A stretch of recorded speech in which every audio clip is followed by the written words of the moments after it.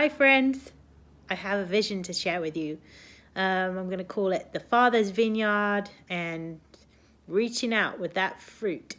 So this came from where I was meditating on certain verses that were related to Jesus, like the root of Jesse and the stump with the shoot and the branch and it coming out as a branch of righteousness and then John 15 and the vine and Father being the vine dresser. And so I go into this vision and I see this stump, and it's a vine stump, and it has the word righteousness up it. And as it was, the top of it was this beautifully taken care of vine.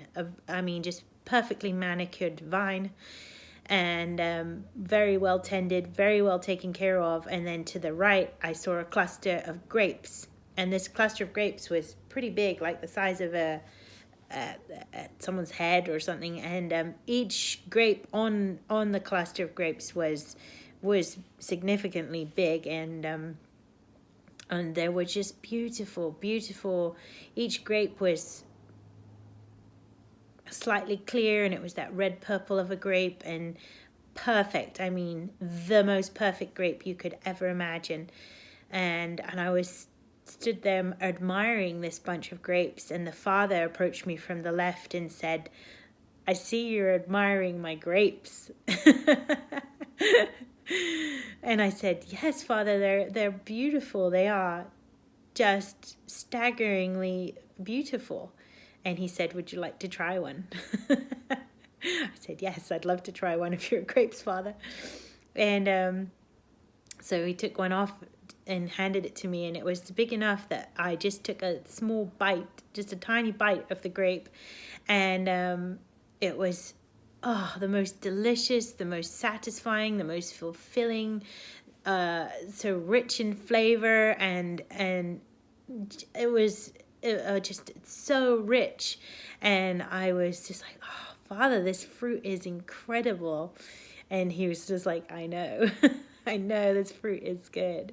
And then Jesus joined us, and then Holy Spirit joined us across the other side of the vine, and we all took a bite of a grape, and we were together enjoying the fruit. And we were just like, "Oh, it's so rich, it's so flavorful, it's amazing, it's delightful, it's so abundant, it's so..."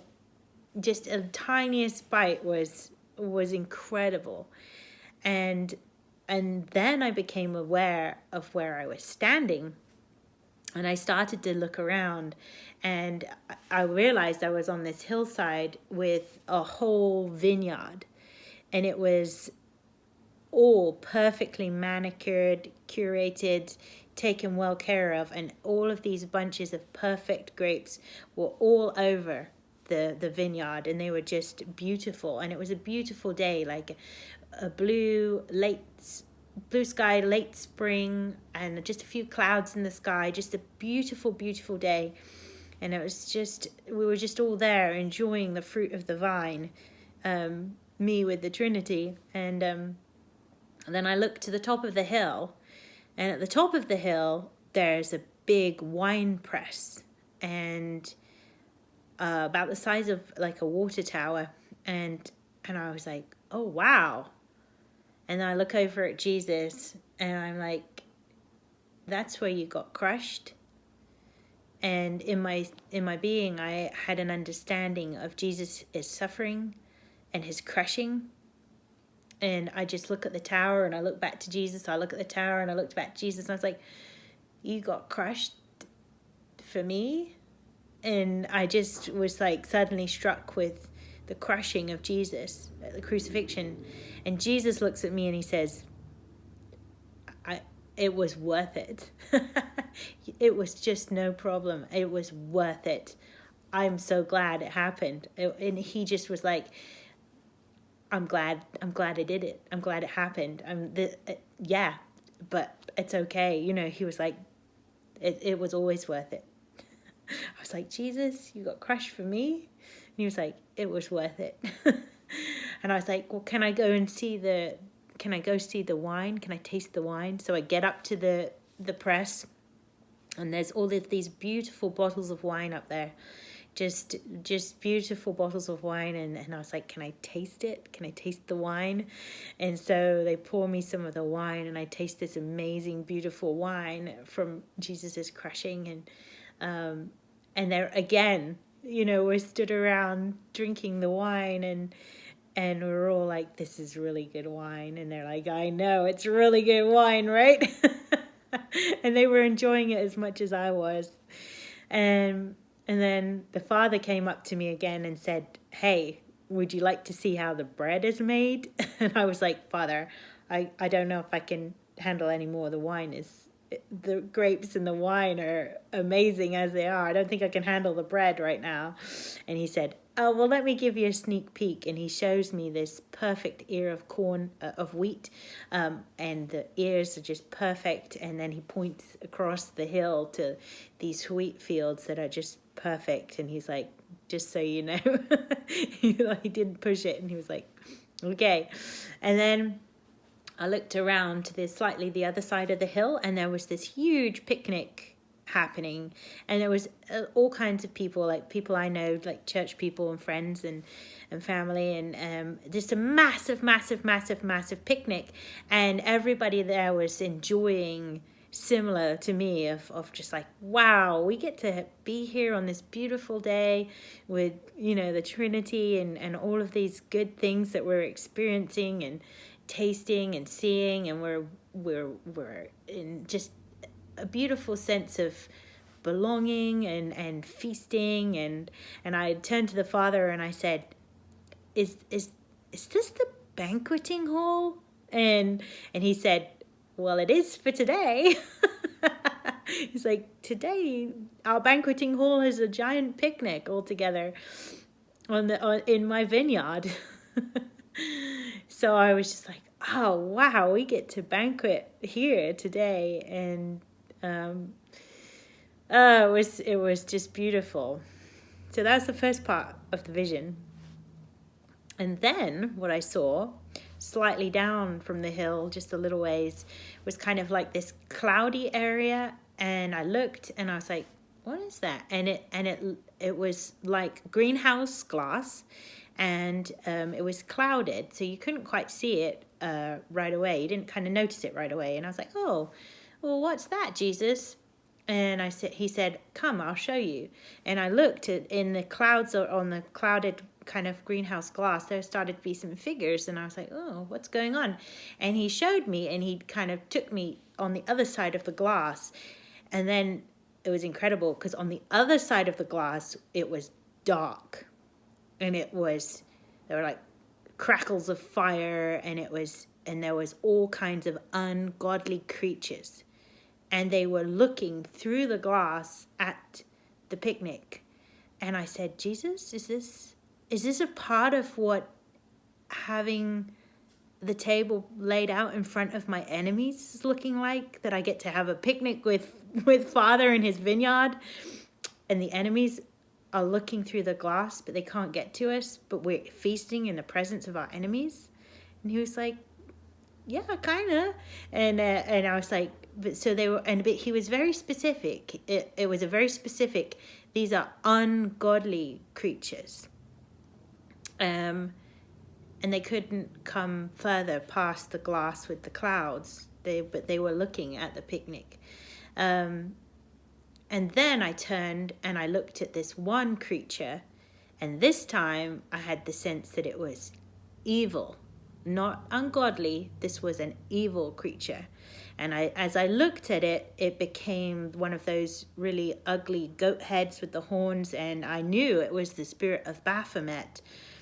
And normally I don't have these kind of things in my visions, but this was distinctly an evil creature, and it was Baphomet. And it was kind of on this chariot high level thing, and I was like, oh. And I was with Jesus, and I said to Jesus, and Jesus then asked me, he says, well, what are you going to do? And I look at this creature, and he's really ugly, really evil, and instinctively I laid down in front of this evil creature. I just laid down before him and just laid there. I didn't do anything else, just laid down in front of him. And this evil creature jumped down and tried to pounce on me and trample me with these little sharp hooves, like, and just like wanted to obliterate me, like wanted to trample all over me, stamp all over me with these really sharp hooves. He was trying to stomp on me, but nothing happened. He couldn't get to me. Absolutely nothing happened. I just laid there and he couldn't even get to me. It was like I was in bulletproof glass, and nothing. It didn't affect me one bit. Couldn't make a mark on me. And so the creature got back up onto his podium, and I suddenly got overwhelmed with this feeling of compassion. And I said, Jesus, can I give him some of the fruit? Can I give him some of the grapes? And Jesus was like, sure, go ahead. And so I went and got a bowl of grapes, and I presented them to this evil creature, this Baphomet creature. And he took the bowl of grapes and he just like snarled, and he just like really ugly, eating like a pig at a trough, or just like nasty snarling, like just scoffed down all of these grapes. But he couldn't enjoy them. He couldn't eat them. He couldn't consume them. It just smeared all across his face, and he just made a big old mess, but he could not eat the grapes. He couldn't get any of the juice. He couldn't get any of the goodness. He couldn't get any of the flavor.